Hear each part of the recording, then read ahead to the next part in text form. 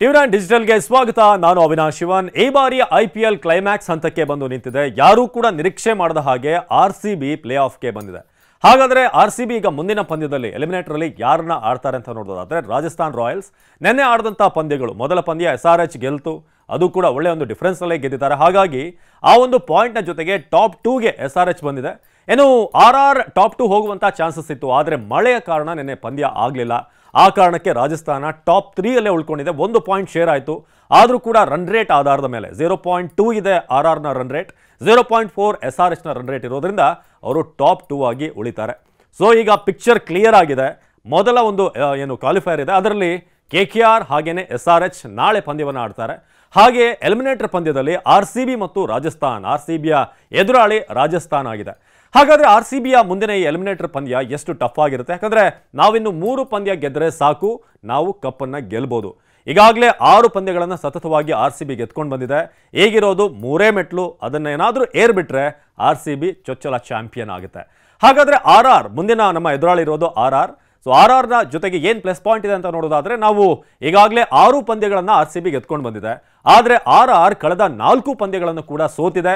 ನೆನ್ನೆಯ match ಕೂಡ abandon ಆಗಿದೆ. ಹಾಗಾಗಿ ಅವರಲ್ಲಿ ಕಾನ್ಫಿಡೆನ್ಸ್ ಸ್ವಲ್ಪ ಲೋ ಆಗಿದೆ. ಆರಂಭದಲ್ಲಿ ಏನು ಈ ಸೀಸನ್ ಆರಂಭ ಆಯಿತು, ಆಗ ರಾಜಸ್ಥಾನ್ ಎಲ್ಲ ಮ್ಯಾಚ್ಗಳನ್ನು ಕೂಡ ಗೆಲ್ತಾ ಹೋಯಿತು, ಟಾಪ್ 1 ಕಂಟಿನ್ಯೂ ಆಗ್ತಾ ಹೋಯಿತು. ಆದರೆ ಈಗ 4 ಮ್ಯಾಚ್ ಸೋತು ನಿನ್ನೆ ಒಂದು ಮ್ಯಾಚ್ ಕೂಡ ಕ್ಯಾನ್ಸಲ್ ಆಗಿರೋದ್ರಿಂದ ಅವರ ಕಾನ್ಫಿಡೆನ್ಸ್ ಲೆವೆಲ್ ಡೌನ್ ಇರುತ್ತೆ. ಇದರ ಜೊತೆಗೆ ಜಾಸ್ ಬಟ್ಲರ್ ಅವರ ಮೇಜರ್ ಓಪನಿಂಗ್ ಬ್ಯಾಟ್ಸ್ಮನ್ ಅವರು ಇಲ್ಲ. ಇಂಗ್ಲೆಂಡ್ನ ಬೇರೆ ಒಂದು ನ್ಯಾಷನಲ್ ಡ್ಯೂಟಿ ಇರೋದ್ರಿಂದ ಜಾಸ್ ಬಟ್ಲರ್ ವಾಪಸ್ ಹೋಗಿದ್ದಾರೆ. ಈಗ ಕೋಲರ್ ಗ್ರ್ಯಾಂಡೋಮ್ ಅವ್ರನ್ನ ಅವರು ಡಿಪೆಂಡ್ ಆಗಿದ್ದಾರೆ ಓಪನಿಂಗ್ನಲ್ಲಿ. ಇನ್ನು RCB ಇರುವಂಥ ಪ್ಲೇಸ್ ಅಂತಂದರೆ, ನಾವು 6ಕ್ಕೆ 6 ಪಂದ್ಯಗಳನ್ನು ಕೂಡ ಗೆದ್ದಿದ್ದೀವಿ. ಒಂದು ಗೆಲುವಿನ ಮೊಮೆಂಟಮ್ RCBಯ ಜೊತೆಗಿದೆ. ಜೊತೆಗೆ defending champion Chennai super Kings ಅನ್ನು ನಾವು ಸೋಲಿಸಿರೋದಿದೆಯಲ್ಲ, ಅದೊಂದು ದೊಡ್ಡ ಮಟ್ಟದ ಒಂದು ಬೂಸ್ಟ್ ಆಗಿರುತ್ತೆ ಮೈಂಡ್ನಲ್ಲಿ.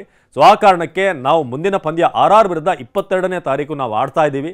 ಸೊ ಆ ಒಂದು ಕಾನ್ಫಿಡೆನ್ಸ್ ತಲೆಯಲ್ಲಿರುತ್ತೆ. ಹಾಗಾಗಿ RR ಅನ್ನು ನಾವು ಸೋಲಿಸ್ಬೋದು ಅನ್ನೋದು ಸದ್ಯಕ್ಕಿರುವಂಥದ್ದು.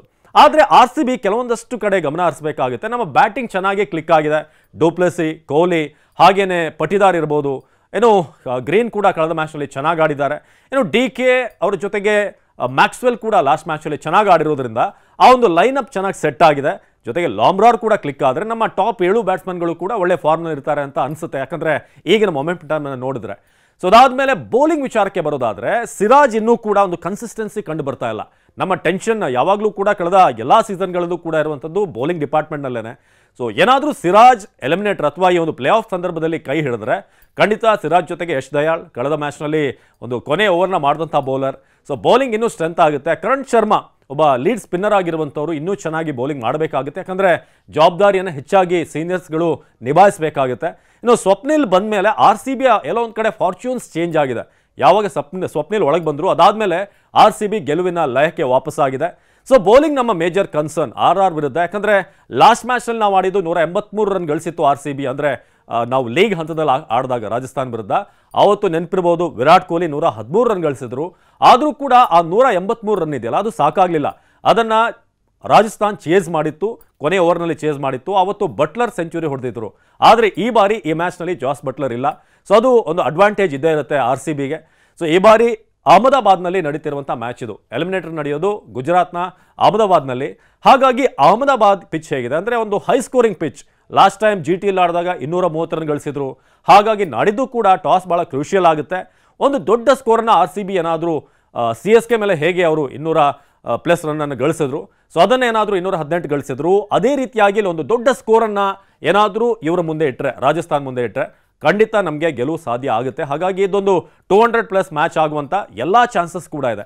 ಸೊ ಎಲ್ಲ ಮೈನಸ್ಗಳನ್ನು ಸರಿ ಮಾಡಿಕೊಂಡು ನಾವು ಮುಂದುವರೆದ್ರೆ, ಕೊಹ್ಲಿ ಅವರ ಈ ಆರೆಂಜ್ ಕ್ಯಾಪ್ ಪರ್ಫಾರ್ಮೆನ್ಸ್ ಏನಿದೆ, ಸೊ ಅದನ್ನು ಹಾಗೆ ಮುಂದುವರಿಸ್ತಾ ಹೋದರೆ ಖಂಡಿತ ನಮಗೆ ಮುಂದಿನ ಹಂತಕ್ಕೆ ಹೋಗೋದು ಸುಲಭ ಆಗುತ್ತೆ. ಒಂದಂತೂ ಕ್ಲಿಯರ್, ಈಗಾಗಲೇ ಟಾಪ್ 4ನಲ್ಲಿರುವಂಥ ಎಲ್ಲ ಒಂದು ತಂಡಗಳನ್ನು ಕೂಡ ನಾವು ಫೇಸ್ ಮಾಡಬೇಕಾಗುತ್ತೆ. KKR, SRH ಏನಾದರೂ ಎಲಿಮಿನೇಟರ್ನಲ್ಲಿ RR ವಿರುದ್ಧ ನಾವು ಗೆದ್ದರೆ, ಅಲ್ಲಿ ಯಾರು ನಾಳಿನ ಮ್ಯಾಚ್ನಲ್ಲಿ ಗೆಲುವನ್ನು ಸಾಧಿಸ್ತಾರೆ ಅವರು ಒಬ್ಬರು ಫೈನಲ್ ಹೋಗ್ತಾರೆ. ಸೊ ಅದರಲ್ಲಿ ಒಂದು ಟೀಮ್ KKR ಅಥವಾ SRH ಉಳ್ಕೊಳ್ಳುತ್ತೆ. ಸೊ ಅವರ ವಿರುದ್ಧ ನಾವು RRನ ಸೋಲಿಸಿದ ನಂತರ ಅವ್ರನ್ನ ಫೇಸ್ ಮಾಡಬೇಕಾಗುತ್ತೆ. ಕೊನೆಯದಾಗಿ ಆ ಒಂದು ಬಿಗ್ ಫೈನಲ್. ಸೊ RCB 1% ಚಾನ್ಸಿಂದ ಈಗ ಪ್ಲೇ ಆಫ್ಗೆ ಬಂದಿದೆ.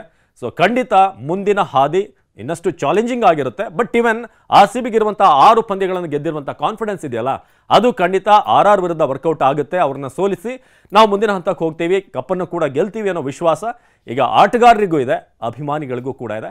ಕಾದ್ ನೋಡೋಣ ಏನಾಗುತ್ತೆ ಅಂತ. ಇದು ಮುಂದಿನ ಪಂದ್ಯಕ್ಕೆ ಸಂಬಂಧಪಟ್ಟ ಹಾಗೆ ನಮ್ಮ ಒಂದು ಪ್ರಿವ್ಯೂ. ಸೊ ಎಲ್ಲರೂ ಕೂಡ RCB ಗೆಲ್ಲಿ ಅಂತ ಪ್ರಾರ್ಥನೆ ಮಾಡೋಣ. ನಮಸ್ಕಾರ.